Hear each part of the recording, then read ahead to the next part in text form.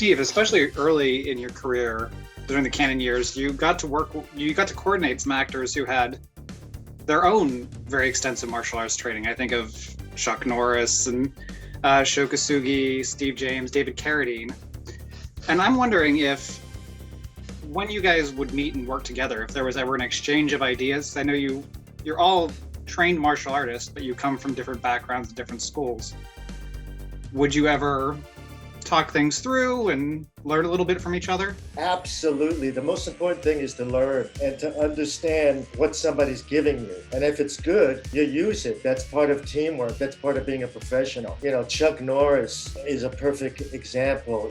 He judged me once when I was a kid, a teenager, which I'll never forget. I mean, I was in his first film, my first film I was in. That's how I got into the business. I've worked for Chuck many, many, many times. So many times we became good friends. He asked me to do 2 or 3 of his movies, but unfortunately I wasn't available. Then I worked on his TV show Texas Ranger many, many times, and we were such good friends.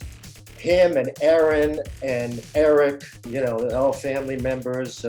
We all knew each other very well. And Chuck is a gentleman. Chuck listens if it's a good thing, especially if he knows what you're doing. You know, if he knows what you're doing and how good you are, you know, he listens, he respects you very much. So Shokazuki was the same way. David Carradine, I love David to death, but David was what I call Meshuggah in the cup, in a good way. I love David, but David always listened to me. But when you work with David, you never know, no matter how much you work something out, this was David. And other people attest to this. Whenever you're working with David, as much as you work out, when it comes to action, roll camera, you're not sure if he's going to do what you rehearsed. So you're always very nervous. I tell about 4 or 5 stories about David. I love David. He was a great friend. He was a great friend to Doug too. And I worked many times and I hung out with David. And he was a very special individual.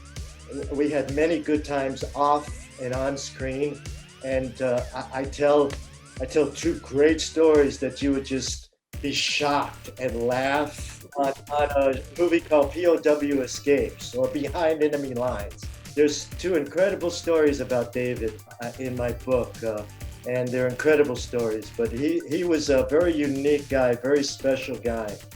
No, you would never listen to David. Never listen to David.